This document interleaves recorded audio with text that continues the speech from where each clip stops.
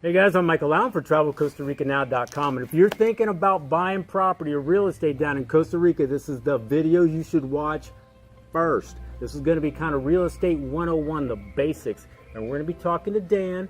Now Dan's been here about as long as I have, or we have, maybe like a little 15 longer. years. Yeah. So you've been selling real estate for how long? 12. But you do more than that. Can you explain maybe a little bit more what you do with when people want to buy something or start a business? Or Sure, because of where we are, that's not very much focused on foreign buyers. So therefore, there's not really a lot of constructions that are suited towards those people. And so therefore, people come and they want to do something specific to their own, and we make everything happen here. Everything, like from earth moving to construction to everything like that in the middle. so sometimes like you'll oversee the construction, right? Or Yeah, we built hotels here and find little dinky properties and turn them into big elaborate properties, and because there's a lot of things here that, like, this was farmland 20 years ago, and so therefore it's not really been developed, and so it's a chance for people to come in with their own paintbrush and do what they want. So I was gonna say Dan's a man. That's right. I've heard that. All right. I'm going to be a hostile interviewer, man. I'm sorry. I want to apologize to you. Don't kill, it's not really geared towards you, but it is geared towards real estate agents in general. Sure. Why are they such a shady-ass bunch of characters here? What's the deal? Well, shady's a tough word, but I will say that, because I can't speak for everybody, but I will say that between 2000 and 2008, prices went up here a lot, just like they did all around the world. And so a lot of properties that 20 years ago cost practically nothing, now people ask a lot of money for them, and in those days we're asking even more. So I think a lot of it just comes down to the fact that some real estate agents are not necessarily out there to help you find the best value property. They're just looking to sell the property and get you a commission. Now, was it the deal that I don't know if a lot of people know this, but you don't necessarily, like a license, anybody could at that time, or even now, I don't know, tell me about anybody can sell real estate. They're starting to do a licensing process here, but what that entails, it's really just the matter of the person's a salesman trying to sell you a property. That's really what it comes down. I gotta say, in my personal experiences, there's some folks I've worked with in the past that were licensed. Mm-hmm. Didn't mean anything. It's basically the character of the person. Well, and what they actually know, because that's the whole point, is that here things are not so standardized. So in some ways, things are done here very well. Like, level of construction here is because of the seismic activity, it's built very well.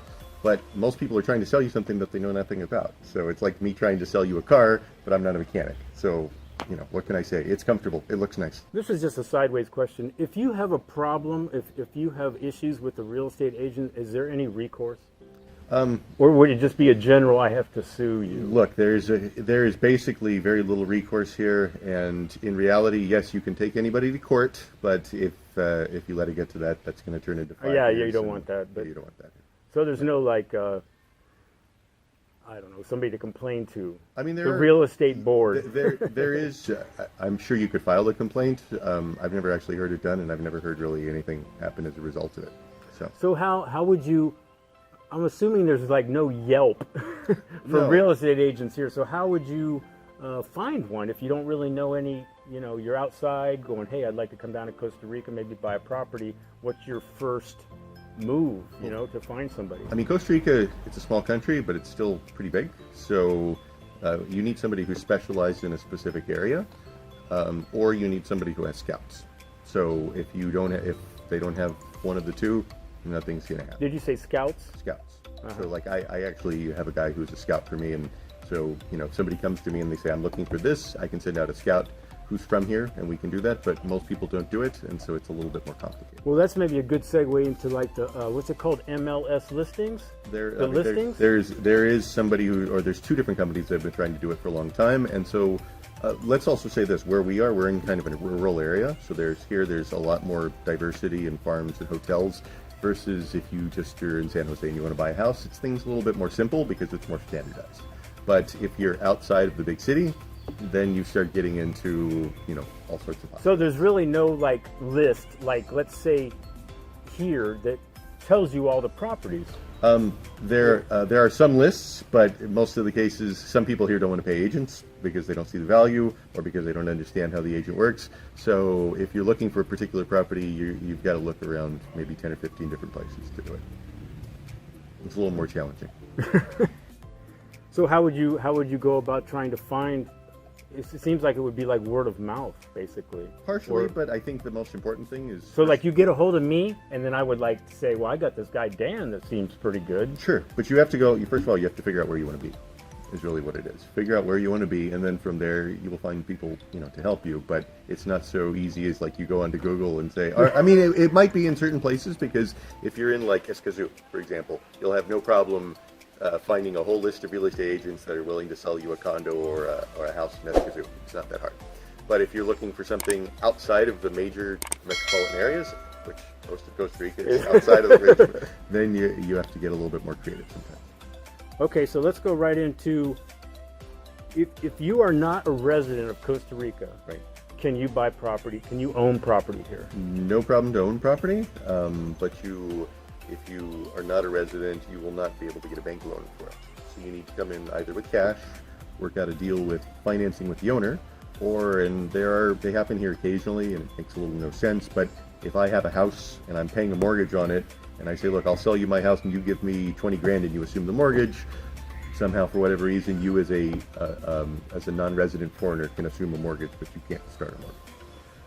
So I hear some people will do financing. Is that you have to be a resident, or do they finagle some sort of? No, you don't have to be a resident in order to finance with somebody, because you just make payments to them, but it's not going to be like people are accustomed in some place like England or Canada or the States where you put down 3% and then you assume a 30-year loan. That's not happening. That's not happening. If you're going to finance a home here with somebody, you're probably going to have to come up with at least 20% down, if not more, and probably your mortgage is going to be 5 or 10 years. But for the most part, I'm assuming the people that come down here that are serious are paying cash. Right. That's right. And you get the best deals for cash. So it makes a lot more sense. Cash is king. Cash is king.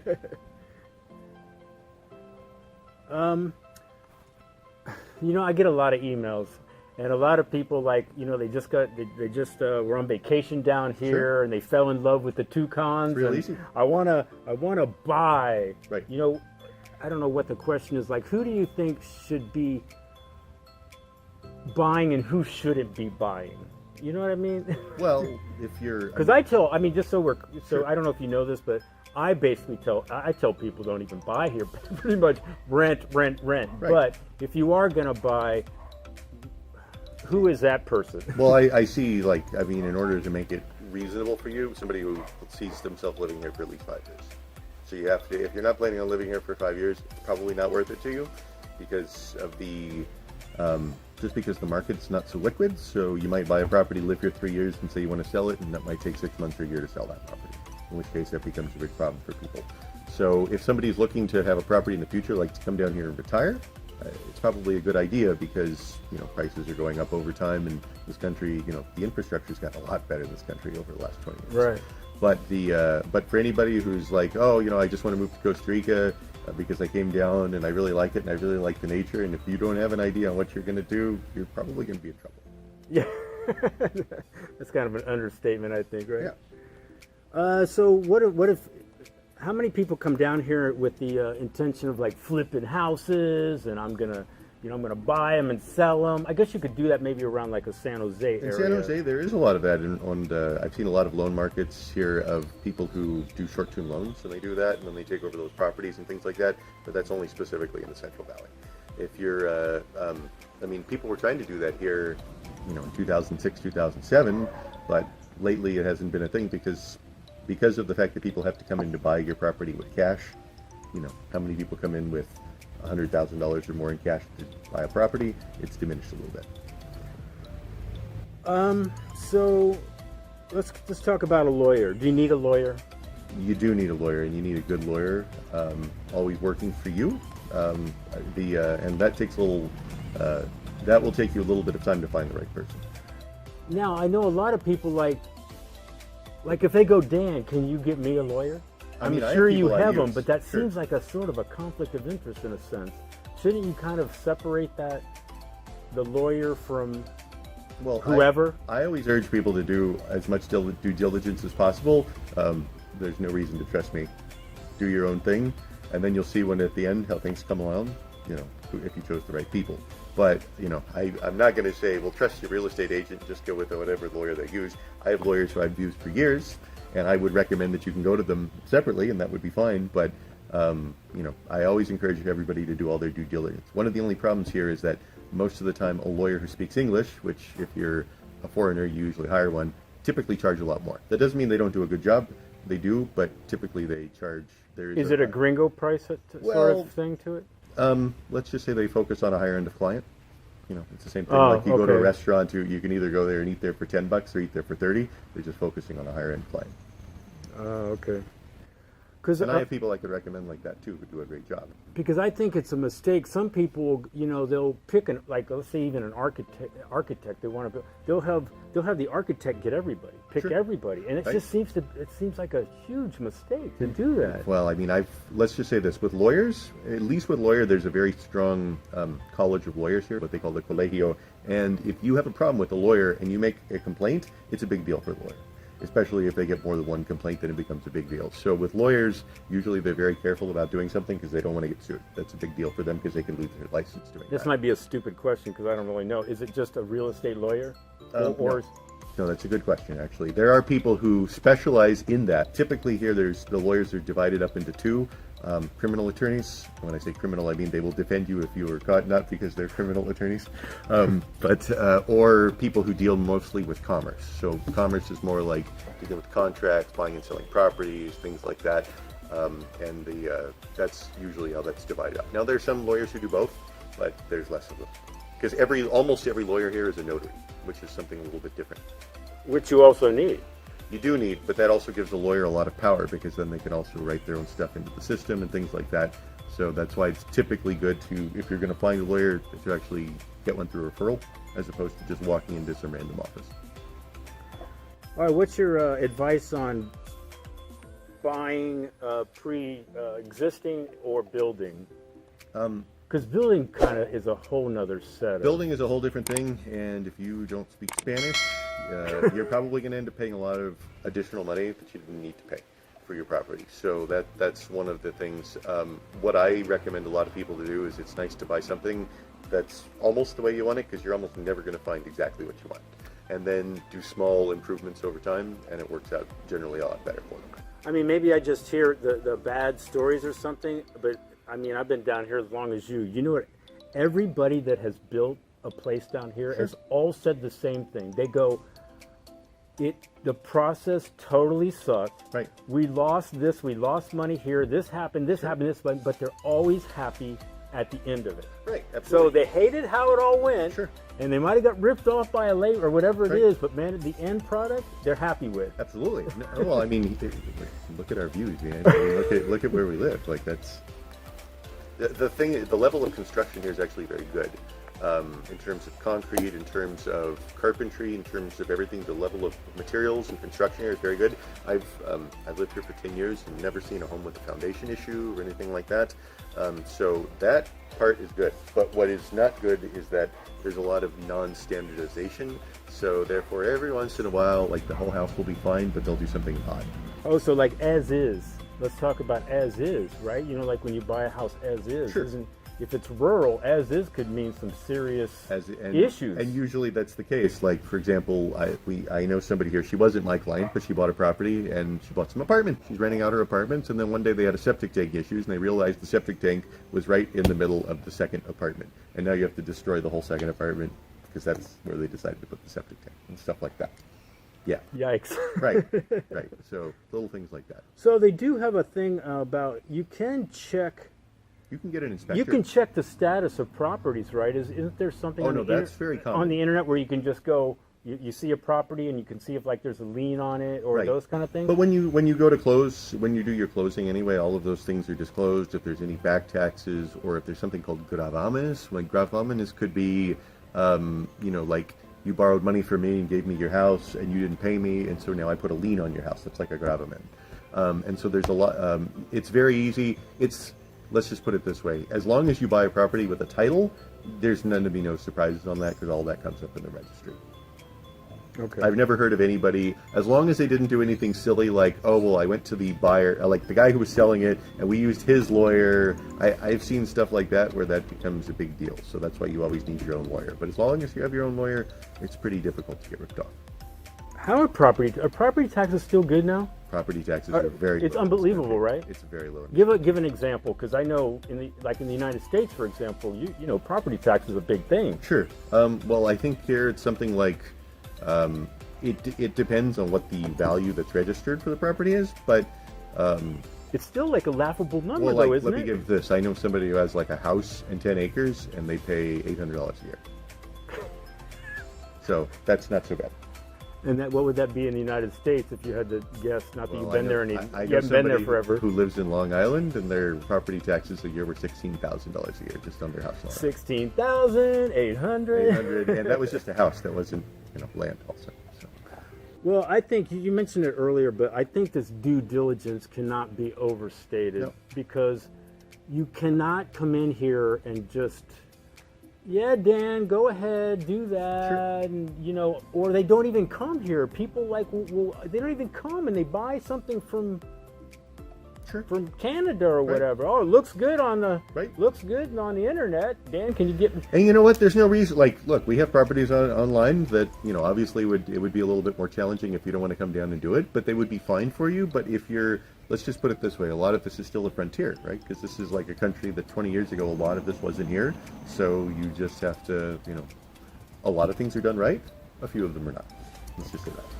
If somebody was going, well, I strictly want to buy a house for the investment. Okay. Is that a good reason right now in 2020? Well, if you're planning on buying it just for the idea of selling it in a couple of years, it might not be the best investment for you, just because who's going to watch it while you're here? Who's going to take care of it? Who's going to cut the grass? Who's going to do maintenance on the property? Now you're going to be paying somebody for that. But if you want it for yourself because you're thinking of retiring in 5 years, and you find yourself a great deal, okay, that would be different. That would be a much better idea. Because if you're planning on flipping it, I've worked with several clients who've sold multiple properties and made money on their deals and lived in the property for a year, and they were very happy, like Bob, for example. But that doesn't mean that that's for everybody. Yeah. So what do you think, if you had to, what's the biggest mistake that maybe well, I think somebody also, that wants real estate is making? Well, that's a good question, actually. But I mean, I think actually... Is it the knee-jerk, like, I love Costa Rica and I want to buy property, it's just a little too fast? Or what? I think that really what it is that it depends on the kind of person that you are. Because some people come down here and literally say, I will never go back. And I know quite a few people like that. Like, you're like that, right? You came down here and you said, I'm probably never going back. So, but if you're the type of person that you're expecting to have your North American lifestyle in Costa Rica, then there's going to be a bit of a culture shock. I mean, there's things that are different. Some things are more expensive, some things are cheaper, but a lot of people want to come down here and say like, oh, well, I went to Burger King, but it cost me $9 for a hamburger, and it does cost $9 for a hamburger down here, and they were complaining about that. But if you're willing to come down and basically be like a stranger in a strange land and learn a new culture and be open to whatever there is, you'll do just fine. I think so. So I'm sorry, what was the biggest? The thing is, like, what kind of person are you? Like, are you the type of person that you're expecting to basically have your exact same lifestyle that you have in North America? The biggest mistake to me, that's the biggest mistake people make, I think. Right. They want to duplicate what they already have, and they go, but I want my beer cheaper. Right. I want my peanut butter cheaper. Right. And they're just, the expectations are just not going to work. Ridiculous. Right. Absolutely. And then they always leave after a year and a half and say, Costa Rica's too expensive. Right. Right. Well, because you didn't change anything. What do you think? I mean, like for me, for example, that's a funny one. Like, peanut butter is expensive here, right? Right. But they grow peanuts. So if you go down to the central market, you can buy yourself a giant thing of peanuts, and you grind them up, and all of a sudden you have your own peanut butter, and it didn't cost you much money at all. But if you buy Jif, which is imported from the States, it's like $7 or $8 for the whole thing, right? I buy it. It's right. like it's my only, what would you say? Like my only... It's your luxury. Yes, my luxury item is peanut butter. Yeah. Just real quick, what about property in your name? Do you want to do the whole business thing? Well, let's just say it used to be a lot more advantageous to buy it in a corporation than it is now. So I generally, they're So the reason was before it was like being sued or something, right? That kind of thing. Like, right. It's an anonymous society. So if you're ever personally sued, then it doesn't attach to the property because you're only an officer in the company who owns the property. But now there's been some changes, and of course you can check with your own lawyers and make your own decision on this. But basically, it's not so anonymous, the whole setup. So it becomes very easy to see that you're the officer in this company and things like that. So, and you pay more money because you have to pay money every year for the corporation. So, it depends, but based on what I'm seeing, it doesn't seem that valuable anymore to have a corporation. So you could just kind of like your name and buy it in your name. You're good. Right. Now that doesn't mean with a car, I always recommend that you buy a car in a corporation, because if you ever do have an accident, That's a little different thing. that's a little different thing. All right, guys, we're going to be talking to Dan on all kinds concerning real estate, building, financing, this and that. Thanks, Dan. Thank you, sir. If anybody wants to get a hold of Dan, just email me and I'll get you in touch with Dan and he can answer your real estate questions. I'm Michael Allen, TravelCostaRicaNow.com. Peace, guys. Hope it helps.